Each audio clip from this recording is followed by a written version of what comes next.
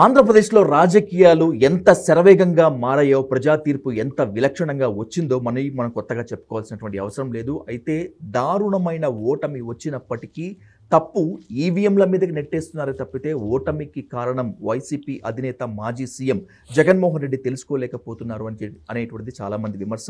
నిజంగానే జగన్మోహన్ రెడ్డి ఆ విధంగానే ఉన్నారా? ఒకవేళ తెలుసుకోలేకపోతే ఎందుకు తెలుసుకోలేకపోతున్నారు? నెక్స్ట్ ఆంధ్రప్రదేశ్లో రాజకీయ పరిణామాలు ఏ విధంగా ఉంటాయనేటువంటి దానిపై డీటెయిల్గా డిస్కస్ చేద్దాం మాజీ ఎమ్మెల్యే, ఆర్టీసీ మాజీ చైర్మన్ గోనె ప్రకాష్ రావు గారితో. సార్ నమస్కారం. సార్ నమస్కారం. ఎందుకు ఓడిపోయామో అర్థం కావట్లేదు, ఈ ప్రేమాభిమానాలు ఎక్కడికి వెళ్ళిపోయాయి, లేకపోతే ఇంత వ్యతిరేకత ఉందా అని చెప్పి జగన్మోహన్ రెడ్డి తప్పించుకునేటువంటి ప్రయత్నం చేస్తున్నారు. ఆధారాలు లేవు, సాక్ష్యాలు లేవు అంటూ ఈవీఎంల మీదకి నెట్టేస్తున్నారు.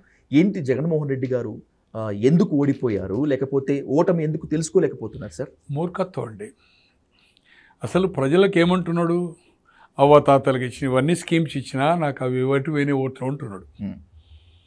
రామారావు గారు కూడా ఎన్నో కార్యక్రమాలు చేసిండు కదా, స్వయంగా. ఇంకా ఈయన గెలిచాడు, ఓడిపోయాడు కదా. ఇందిరాగాంధీ గారు కూడా 77 ఏదైతుందో బ్యాంక్స్ నేషనలైజ్ చేసి 71లో గరీబీ హటావో, అప్పటి వరకు ఏదైతుందో బ్యాంక్స్ లోన్స్ ఓన్లీ పారిశ్రామికవేత్తలకు వస్తుండే, బీదవారికి. అంటే ఒక చిన్న ట్రాక్టర్ కొన్నా, చిన్న ఒక కిర్లోస్కర్ ఇంజన్ కొన్నా క్రాప్ లోన్స్ కాడికి వచ్చింది. గరీబీ హటావో బ్యాంక్స్ నేషనలైజ్ చేసింది 71లో. విప్లవాత్మకమైన మార్పులు తెచ్చింది. 77లో ఏంది, ఒక నసుబందితో ఓడిపోయింది. ఓన్లీ ఫ్యామిలీ ప్లానింగ్ ఓటమి కారణం. స్వయంగా ఓడిపోయింది కదా. 9 రాష్ట్రాల్లో, యూపీలో 85కి 85, బీహార్లో 54, అలాగే హర్యానాలో 10కి 10, పంజాబ్లో 24 ఎంతో ఓడిపోయి, ఓన్లీ మధ్యప్రదేశ్లో ఒకే స్థానం, అప్పుడు 42 అనుకుంటా మధ్యప్రదేశ్ విడిపోకముందు, 29, 11 అంటే 40. ఓన్లీ చింద్వారా కమల్నాథ్ గారు గెలిచారు. గుజరాత్లో 26, 24 ఓన్లీ 1 అహ్మద్ పటేల్ గెలిచాడు. 9 స్టేట్స్లో ఢిల్లీకి 7 ఏడిపోయింది. ఓన్లీ 1 సీట్ ఆర్ 2 సీట్స్ గెలిచింది. అహ్మద్ పటేల్ గుజరాత్ అండ్ మధ్యప్రదేశ్ గెలిచింది. అంతకంటే తీసి మార్కాను మనం. విజయభాస్కర్ రెడ్డి గారు 82లో 190 పైసా బియ్యం చేసింది కదా, 83లో ఓడిపోయింది కదా. 94లో మద్య నిషేధం ఏదైతుందో మళ్ళీ విజయభాస్కర్ రెడ్డి గారు ఉండి మద్య నిషేధం తెచ్చిండు కదా. మూమెంట్ అవుతా అంటే మద్య నిషేధం చేసిండండి, అమలు చేసిండు. బట్ 94లో ఓడిపోయింది కదా, ప్రతిపక్ష హోదారాలు కదా, విజయభాస్కర్ రెడ్డి చీఫ్ మినిస్టర్ కదా. తో పథకాలు చేసింది ఏదైతుందో వాళ్ళకి ఇచ్చినట్టు నీ ఇంట్లోకి వెళ్ళి ఇవ్వలే కదా. నీవన్నీ సంపాదించుకున్నావు, నీ ఎమ్మెల్యేలు ఎంత సంపాదించుకున్నారు? సంక్షేమం అభివృద్ధి ప్యారలల్ తీసుకుపోయినప్పుడే నీకు రిజల్ట్ వస్తుంది. ఒక రోడ్డు గుంత కూడకపోతుంది. స్కూళ్ళకు, మన దేని పేరేంది, సచివాలయాలకు పార్టీ కలర్ వేసుకుంటుంది. కోర్టు నుంచి చివాట్లు వచ్చాయి. నువ్వు ప్యాలెస్లలో ఉంటివి. 2010 నుంచి నీ నాయన చనిపోయాక కాంగ్రెస్ పార్టీలో ఉండి ఓదార్పు యాత్ర, తర్వాత పార్టీ పెట్టి 2019 వరకు 365 రోజుల సంవత్సరానికి 360 రోజులు రోడ్ల మీద తిరిగినావు కదా, ముద్దించుకున్నావు కదా. అటువంటిది ముఖ్యమంత్రి అయినాక నువ్వు పరదాలు ఎందుకు వేసుకున్నావు? ఎందుకు కనబడలేదు ఎవరికి? మంత్రులకు, ఎమ్మెల్యేలకు అపాయింట్మెంట్ ఎందుకు వేయలేదు? అంతకుముందు 5 గంటలకే కలిసినావు కదా. తో నీ తల్లిని, చెల్లిని దూరం చేసుకున్నావు కదా. బాబాయ్ మర్డర్ను అంతకుముందు ఏమన్నావు? ప్రతిపక్షంలో ఉన్నప్పుడు. వచ్చిన తర్వాత ఏమన్నావు? ఇవన్నీ శిశుపాలుడు ఎన్ని తప్పులు జరిగాయో అంతకంటే ఎక్కువ ఆ తప్పులు జరిగినాయి. అలా శిరచ్ఛేదం చేశారు పబ్లిక్. జనాలు నీ మీటింగ్లో తీసుకొచ్చినావు సిద్ధము అని. ఎంత ఖర్చు పెట్టినావు? ఒక్కొక్క దానికి ఆత్మపరిశీలన చేసుకో. ఒక అసెంబ్లీ నియోజకవర్గంలో 25 నుంచి 30 కోట్లు పెట్టినావు. నువ్వు ఈ పనులు చేస్తే ఇంట్లో కూర్చొని ఉంటివి. ఎందుకు ఈ డబ్బులు ఇంతెందుకు ఖర్చు పెట్టినావు? తెలుగుదేశం దానంత ఖర్చు పెట్టిందా? పెట్టలే కదా. ఈరోజు నువ్వేమనుకున్నావు? బీజేపీ కలిస్తే మైనార్టీ ఓట్లు నడుస్తుంది అనుకున్నా. ఇలా విజయవాడ ఎట్లా ఓడిపోయినావయ్యా? కడప సీట్ ఎట్లా ఓడిపోయినావు? కర్నూలు ఎట్లా ఓడిపోయినావు? ముస్లిమే ఫ్యాక్టర్ అక్కడ మేజర్ షేర్. ట్రెండ్ వచ్చిన తర్వాత ఇలా యూపీలో అదే పరిస్థితి. అంటే మొన్నటి అంతకుముందు ముస్లిం ప్లేస్లో కూడా 60% ఉన్న కాడ కూడా బీజేపీ గెలిచింది. ఎలా గెలిచింది? దే ఓటెడ్ ముస్లిం కూడా. ఇప్పుడు ఇక్కడ కూడా ఆంధ్ర కూడా అదే జరిగింది. ఇంకా ఆత్మ పరిశీలన చేసుకోక ఇంకా ఏడ్చినట్టుగా మాట్లాడుతూ ఉంటే సజ్జల రామకృష్ణారెడ్డి గారికి నోవా ఫంక్షన్ హాల్, ఓకే, దాదాపు ఇది మార్చి ఏప్రిల్లో 2023 జ్యేష్ఠ రమేష్ అని ఎమ్మెల్యే 99 టీడీపీలో ఉండే ఆయన వైఎస్ఆర్పీ, ఇప్పటికి వైఎస్ఆర్పీ పార్టీలో ఉన్నాడు, మాజీ ఎమ్మెల్యే, ఆయన బిడ్డను కొడుకు పెళ్లిలో. Okay sir. పోతే ముంగట కూర్చున్నాను, నేను థర్డ్ రోలో కూర్చున్నాను. అప్పటికి ఇంక ఎక్కువ మంది రాలే, ఆయన ఏదో ఇంకో పెళ్లికి పోవాలి. రమేష్ బాబు గారు ఉండి అన్న సజ్జల గారు వచ్చిండ్రు, వద్దున ఆయన నాకు ఆవేశం ఆగది, ఇబ్బంది అవుతుంది, నేను కలవను ఆయన అని చెప్పాను. జబర్దస్తి తీసుకెళ్ళాడు ఒక 20-30 మంది. అన్నా నేను ఇట్లా పోతేనన్నా అన్న ఇట్లా కలిపోయాడు. ఎవరు నువ్వు అన్నా? సార్ నా మీద సార్ ఏమన్నా కోపం ఉందని. అరే రమేష్ బాబు ఉండి సజ్జల గారు, ఈయన సజ్జల కాదే అని చెప్పిన అని స్టార్ట్ చేసిన. సిగ్గు లేదు, పొట్టు పళ్ళు పోతుండే, ఎక్కడికక్కడి బట్టలు ఇప్పుతారు పబ్లిక్ ఒక 1 year లోపల మిమ్మల్ని అని చెప్పిన. అప్పుడు ఇంకా 1 year ఎలక్షన్. ఇది ఏప్రిల్ 13 కదా, అది ఏప్రిల్ మేలా marriage, just 11 months before. Question లేదు, సర్వనాశనం చేసిండ్రు. దాంట్లో నీవు ఒక కారణం చెప్పిన. ఒక 40 మంది జ్యేష్ఠ రమేష్, ఇప్పుడు ఇది అయిన తర్వాత మాట్లాడదాం. డైరెక్ట్గా చెప్పారు. మైలవరం ఎమ్మెల్యే, మాజీ ఎమ్మెల్యే 99లో టీడీపీకి వెళ్ళాడు. Okay sir. డైరెక్ట్గా ఉదయ్ భాను ఈసారి తాతయ్య గెలుతాడు అని చెప్పిన. 8 నెలలుగా జగ్గైపేట. ప్రభాకర్ రావు గారని ఎమ్మెల్యే 14లో ఓడిపోయి మళ్ళీ టీడీపీలో పోయాడు, మళ్ళీ వైఎస్ఆర్పీలో వచ్చాడు మొన్న ఎలక్షన్ ముందే. జూపూడి ప్రభాకర్ రావు. September 2 దస్బాలా హోటల్, గత సంవత్సరం September 2 రైతే రాజు పుస్తకము, రామచంద్రరావు గారు ఆయన డెత్ యానివర్సరీకి ఒక బుక్ రిలీజ్ చేస్తాడు. దిగ్విజయ్ సింగ్, రేవంత్ రెడ్డి గారు, అక్కడ కొంతాల రామకృష్ణ, రఘువీర వీళ్ళందరూ వచ్చారు. ఆ రోజు ప్రభాకర్ రావు ఏదో మాట్లాడుతున్నా, అన్న ఏమన్నా అవకాశం లేదా అన్న, మళ్ళీ ఏమన్నా రికవరీ లేదు, ఏం లేదు, పొట్టు పొల్లు పోతుందని చెప్పిన. ఒక మాట జారీ కూడా అన్న, 151 క్రాస్ అయితే ఆశ్చర్యపోద్దని చెప్పిన, 151 క్రాస్ అయితే ఆశ్చర్యపోద్దని చెప్పాను. కూటమి, టీడీపీ కానీ మిగతా వాళ్ళు కానీ. కూటమి అయితే 2 ఏళ్ల కింద చెప్పాను సార్, నేను మీకు షెడ్యూల్ ఇప్పుడే చెప్పాను, నేను 13 నెలల కింద చెప్పాను. కూటమి అనేది పక్కా. బీజేపీ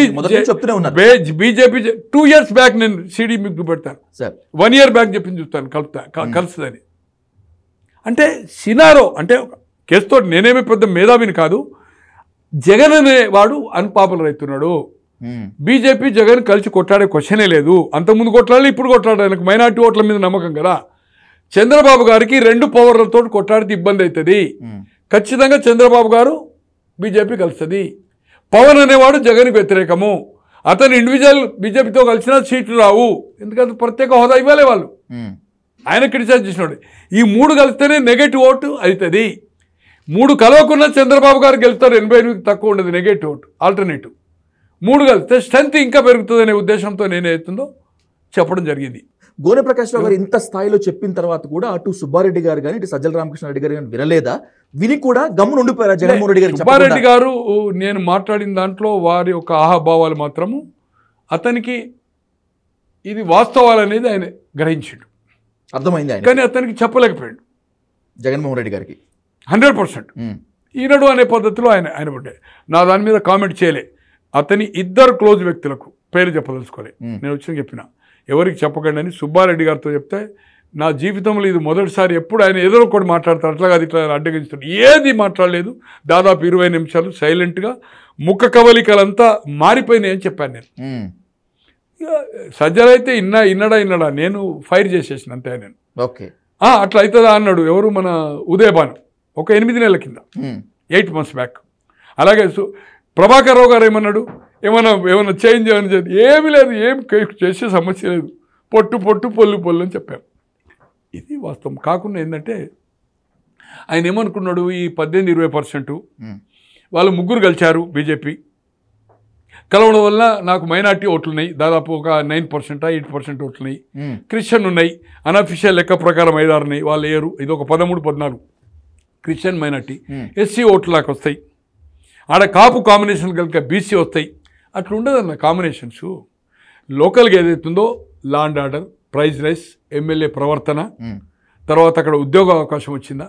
ఒక ఉద్యోగం రాలేదు కదా సార్, ఒక పరిశ్రమ రాలేదు కదా సార్, ఒక రోడ్డు కనెక్టివిటీ లేదు కదా సార్.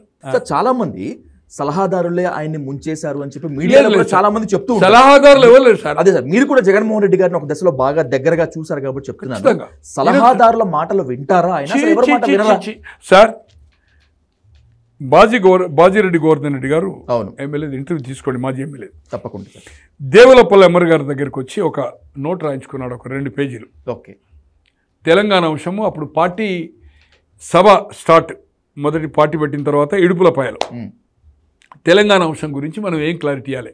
అప్పటికి తెలంగాణ అనౌన్స్ కాలే కదా. అవును సార్. ఆయన రాసినాక నేను అదే ఇంట్లో ఉంటుంటే గ్రౌండ్ ఫ్లోర్లో, వాళ్ళు ఫ్లోర్లో. ఇప్పుడు వాళ్ళ బిడ్డ వచ్చి ఉన్నారు, మీద ఆయన ఉంటాడు. 1+1 జర్నలిస్ట్ కాలనీ సార్, ఈ పక్కకే జర్నలిస్ట్ కాలనీ. అవును సార్. ఏ జర్నలిస్ట్ కాలనీలో. తో నేను పోయే వరకు బాజీ గోవర్ధన్ వెళ్తున్నాడు. అమర్ గారు ఇల్లే కదా మీరు చెప్పారు. అమర్ గారు ఆయన ఇంట్లో ఉన్నాను నేను. 2010 సంగతి చెప్తాను. 10లో ఆయన పార్టీ ఒక 5 రోజులు పార్టీ పెట్టే ముందు, 5 days ముందు ఇడుపులపై ఆయనక లెటర్ చూసిన, ఇట్లా చూసి నా అమర్ గారి కంటే నేను ఎక్కువ తెలంగాణ గురించి చెప్పగలుగుతాను. నేను జగన్ ఆడతాడు, నువ్వు 2 పేజీలు టైప్ చేయించుకున్నావు. ఆయన ఎట్లా టైప్ ఉందో అది కంప్యూటర్ తీసినావు. మొదటిది ఒక 8 లైన్ల పేరా ఉంది. ఈ 8 లైన్లు ఇట్లా చదివేది ఉంటే నా పేరు గోనె ప్రకాష్ కాదు అని చెప్పి జగన్మోహన్ రెడ్డి చదివితే ఓకే 2 pages కాదు అన్నాక వెళ్ళిపోయాడు బాజీగోడు. నా 3 రోజులకో 4 రోజులకో అమర్ గారు కూడా చెప్పాడు, ప్రకాష్ అన్న కొంచెం అది చేస్తున్నాడు ఎట్లా అని చెప్పండి. ఆయన ఎవరు చెప్తున్నాడు అని చెప్పాడు. చిన్న ఇష్యూ మీద, దీని ఇష్యూ మీద అన్నాక మీటింగ్ పెట్టారు. పెట్టి కేకే మహేందర్ రెడ్డి, ఓకే, జనక్ ప్రసాద్, సజ్జల, ఎస్వి సుబ్బారెడ్డి గారు, అదే లోటస్ పాండేలు, జగన్మోహన్ రెడ్డి గారు, తర్వాత జనకు, గోవర్ధన్, కేకే, సజ్జల, సుబ్బారెడ్డి గారు. నాకు నన్ను ఒక 1/2 hour ముందు పిలిచారు. Okay sir. నాకు కెనెటిక్ ఉండి ఇమీడియట్గా అప్పటి వరకు వాళ్ళు కూర్చున్నారు కానీ ఇంకా స్టార్ట్ చేయలేదు. ప్రకాష్ అన్నారా అంటే నేను ఇమీడియట్గా నాకు సుబ్బారెడ్డి గారు చేశాడు. పోయినాక ఇది 3 రోజుల కిందనే ఈ సంఘటన అమర్ గారి ఇంట్లో. పోయినాక ఆ ప్యాడ్కు క్లిప్ ఉంటుంది కదా సార్, ఇది అవును సార్, పిల్లలు రాస్తారు కదా క్లిప్, ఇట్లా పెట్టి నాక సజ్జల గారు ఏదైతుందో చదువుడు స్టార్ట్ చేసాడు. ఆ పేరా, ఫస్ట్ పేరా 2 పేజీల్లో ఫస్ట్ పేరా 8 లైన్ల పేరా.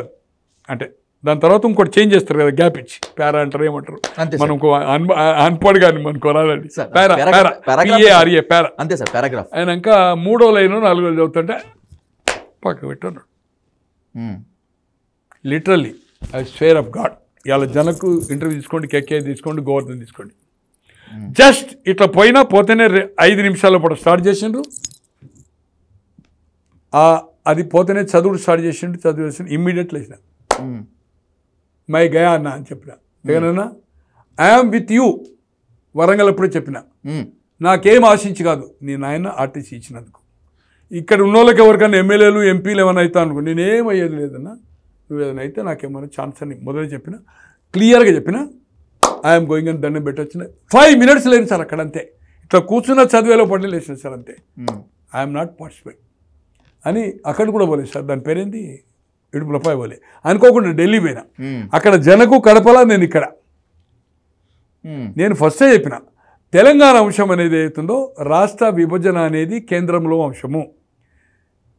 ఏ బిల్ అయినా పార్లమెంట్లో డైరెక్ట్ ఇంట్రడ్యూస్ చేయొచ్చు, అమెండ్మెంట్. ఒక తెలంగాణ అంటే ఒక రాష్ట్ర విభజన బిల్ అనేది ఆర్టికల్ 3 ప్రకారము క్యాబినెట్ నిర్ణయం చేసి ఆ నిర్ణయాన్ని ప్రెసిడెంట్ ఆఫ్ ఇండియాకు పంపుతుంది. ప్రెసిడెంట్ ఆఫ్ ఇండియా ఆ స్టేట్కు రెఫర్ చేస్తాడు. Opinion yes or no. ఇప్పుడు విభజన అడిగినాం సార్, మెజార్టీ ఉండదు కదా సార్. ఆంధ్ర 175 119 కదా, దీంట్లో కొంతమంది మంత్రులు ఉంటారు కదా. తో ఒపీనియన్ నో అన్నా కూడా అక్కడ విభజన చేయొచ్చు, ఎస్ అన్నా కూడా బిల్లు ఆపొచ్చు పెట్టకుండా. ఓకే, కానీ క్యాబినెట్ తీర్మానం కంపల్సరీ అక్కడ క్యాబినెట్, ప్రెసిడెంట్ ఇక్కడ. ఇది క్యాబినెట్ అయినాక రాష్ట్ర అసెంబ్లీకి రావాలి. అవును సార్, అసెంబ్లీ ఒపీనియన్, దాన్ని ఒపీనియన్ అంటే. నేను చెప్పిన ఫస్ట్ నుంచి ఏమి లేదు, సింపుల్. మేము ఆ చేతిలో లేదు, మేము నో అన్నా కూడా మీరు చేయొచ్చు, మేము ఎస్ అన్నా కూడా మీరు చేయకపోవచ్చు. నిర్ణయం అదే ఆర్టికల్ 3 ప్రకారం మీరు ఏ నిర్ణయం తీసుకోండి, మాకు సంబంధం లేదని. అదే లేక దానికి మీద డిస్కషన్ ఎందుకని ఫస్ట్ నుంచి చెప్పిన నేను. ఇవాళ శ్రీకాంత్ రెడ్డి చెప్పినా, జగనన్నకు చెప్పినా, ఆర్టికల్ 3 చూపెట్టినా. అప్పర్ వరకు ఆర్టికల్ 3 చూలే వాళ్ళు, ఆర్టికల్ 3 చూలే. మీకు ఇంత అవగాహన ఉంది, మీకు ఇంత అనుభవం ఉంది, నాకు తెలుసు మీకు ఇంత అవగాహన ఏంటి. ఎందుకంటే మిమ్మల్ని పూర్తి స్థాయిలో వ్యతిరేకిస్తున్నప్పటికీ కూడా ఆంధ్రప్రదేశ్లో జగన్మోహన్ రెడ్డి గవర్నమెంట్ మళ్ళీ ఎట్టి పరిస్థితిలో వచ్చేది లేదు అని చెప్పి ఇదే డైలీ న్యూస్ సాక్షిగా కుండబద్దలు కొట్టినట్టు చెప్పారు సార్. నేను ఆయనకు ఓపెన్ లెటర్ ఫిబ్రవరిలో రాసిన దాంట్లో ఇప్పుడు మీకు చూపెడతాను. ఓపెన్ లెటర్ షర్మిల్ ఇష్యూలో రాసుకుంటూ, ఆ రోజు నేను ప్రెస్ క్లబ్లో బషీర్బాగ్లో 151 వచ్చిన ఆశ్చర్యం లేదని చెప్పాను. ఏబిఎన్ అండ్ ఆంధ్రజ్యోతి ప్రింట్లో కూడా వచ్చింది. Okay. 151 క్రాస్ 151. ప్రతిపక్ష హోదా రాదు అని నేను అనుకోలేదు, 11 వస్తుంది అనుకోలేదు.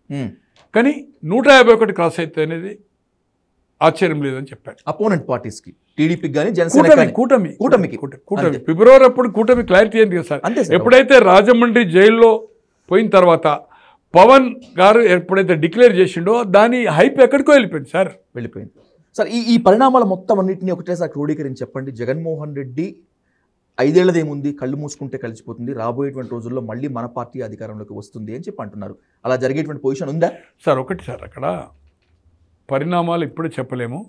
ప్రతిపక్షం అనేది ఒక జగన్మోహన్ రెడ్డి. సార్ ఈ టాపిక్ మీద కాస్త మళ్ళీ మాట్లాడదాం ఖచ్చితంగా. జగన్మోహన్ రెడ్డి గారి ఫ్యూచర్, జగన్మోహన్ రెడ్డి గారిది వి కాంట్ సే, బట్ ఇది ఫెయిల్ అయినప్పుడు జగన్మోహన్ రెడ్డి గారి మీద కూడా నమ్మకం, విశ్వాసం అనేది ప్రజలకు వచ్చే అవకాశం లేదు. ఓకే. ఇప్పుడు మళ్ళీ ఓదార్పు యాత్ర ఏం చేయని, ఈయన అధికారం లేకపోతే ముద్దు పెట్టుకుంటాడు, ఇది ఎలా నీతి నిజాయితీ గురించి మాట్లాడతాడు. చూసి నవ్వుతారు సార్ ఆయన నీతి నిజాయితీ అంటే. ఒకటి, అతనికి క్రెడిబిలిటీ అనేది పోయింది. ఓకే. అతను ఓన్లీ డబ్బుల మనిషి అనేది తెలిసిపోయింది. ప్రజలకు అందుబాటులో ఉండడు, ప్రజల సమస్యలు వినిపించుకునే అవకాశం ఇవ్వడు. అతని మీద కాన్ఫిడెన్స్ ఆఫ్ ఏ నాయకుని కూడా ఏదైతుందో దానితో పనిచేసిన వాళ్ళు కూడా ఎవరు హ్యాపీ లేరు, 90%. తో అతని ఈ మూమెంట్ చేయడం అనేది డబ్బులున్నాయి, సంపాదించిండు, డబ్బులు ఉన్నాయి, లేకపోతే కొంత ఆస్తులున్నాయి కనుక కొన్ని అమ్మినా అమ్మొచ్చు ఖర్చు. కానీ డబ్బులతో మంది తేవలసింది ఆయన మూమెంట్కు, ఓదార్పు యాత్ర కానీ మీటింగ్లకు కానీ. మళ్ళీ 1000 కోట్లు ఖర్చు పెడితేనే జనములు. కానీ జనం ఏదైతుందో ఇతన్ని నమ్మే పరిస్థితి ఉండదు. ఓకే. ఎందుకంటే ఒక కరప్టివ్, తర్వాత చెల్లిని, తల్లిని, బాబాయిని మోసం చేసినోడు, విశ్వనేత నమ్మకం అనేది ఏదైతుందో వాళ్ళకి లేదు. షర్మిలకి జగన్కి మధ్య ఒక రాజీ కుదిరితే ఏమన్నా ఈ డ్యామేజ్ కవరప్ అయ్యే ఛాన్స్? ఒకటి నాకుండేది చాలా మొండి పిల్ల ఆమె, షర్మిల ఆమె. నేను అనుకుంటున్నా కాంగ్రెస్ విడిచి మళ్ళీ జగన్ పార్టీలో ఆమె రాజ్యసభ కాదు ముఖ్యమంత్రి చేస్తానో పోతుందని నేను అనుకోను. ఓకే. స్కేరెపిన్ ఆస్తి విషయంలో కాంప్రమైజ్ అయ్యే ఛాన్స్ ఉంది. 99.9 రాసుకోండి. తేల్చుకోకపోతే ఆమె కేసు వేస్తుంది గ్యారంటీగా. మేనకా గాంధీ ఎట్లయితే ఇందిరాగాంధీ మీద వేసిందో 100% కేసు వేస్తుంది. ఇంకా రోడ్డు మీద పడిపోతాడు జగన్మోహన్ రెడ్డి గారు. ఖచ్చితంగా ఆస్తి ఇష్యూలో ఆమె కోర్టుకు పోవడం ఖాయం త్వరలోనే. అలాంటి సూచనలు ఏమైనా ఉన్నాయా? ఊహించి చెప్తున్నారా? ఊహించా లేదు, కరెక్ట్గా చెప్పేది నీకెందుకు చెప్పాలి, ఇది రికార్డెడ్ చెప్పలేదు. అంటే వేరే వాళ్ళు ఎవరో నేను అడగలేను కానీ ప్రకాష్ మీరు లేదు బాబు, దయచేసి నువ్వు దాన్ని సాగదీయకు. 99.9 పోవడం ఖాయము కోర్టుకు. ఓకే. ఊహించేందన్నా, ఊహించేంది ఊహాలోకంలో నేను ఉండను. I'm a practical man. I know. వినొచ్చిందా? దీని తర్వాత చెప్తా నేను. ఖచ్చితంగా కోర్టుకు పోవడం ఖాయము. కోర్టుకు పోయిన తర్వాత అబాస్ పాలవుతాడు, ఆయుష్లో రాజీ అవుతారు. ఆస్తి విషయంలో ఆమె 50 అడిగి రేపు ఏదైనా కాంప్రమైజ్లో 35-40 అంటే కూడా ఒప్పుకోవచ్చు, 30 అంటే ఒప్పుకోవచ్చు. కానీ రాజకీయంగా మాత్రం ఆమె వైఎస్ఆర్ పార్టీలో చేరే అవకాశం లేదు. ఆయన కాంగ్రెస్కు రేపు రాబోయే రోజుల్లో నేషనల్ లెవెల్లో బీజేపీ 3వ వచ్చి ఇప్పుడు 240 వచ్చి ఫెయిల్యూర్ అయినప్పుడు, కాంగ్రెస్ ఇప్పుడు 99 నుంచి మళ్ళీ 144 వస్తే 2004లో అధికారం వచ్చింది. అప్పుడు ఏమైంది? CPI, CPM and Forward Bloc 56 మంది ఉన్నారు. 42, 10, 4 ఎలీస్ వాళ్ళకు, 39 సమాజ్వాదీ, 21 మన మాయావతి బహుజన సమాజ్ పార్టీ, 116 అయితే యూపీఏ ఫామ్ అయింది. ఇప్పుడు కమ్యూనిస్ట్ అనేది తక్కువైంది స్ట్రెంత్.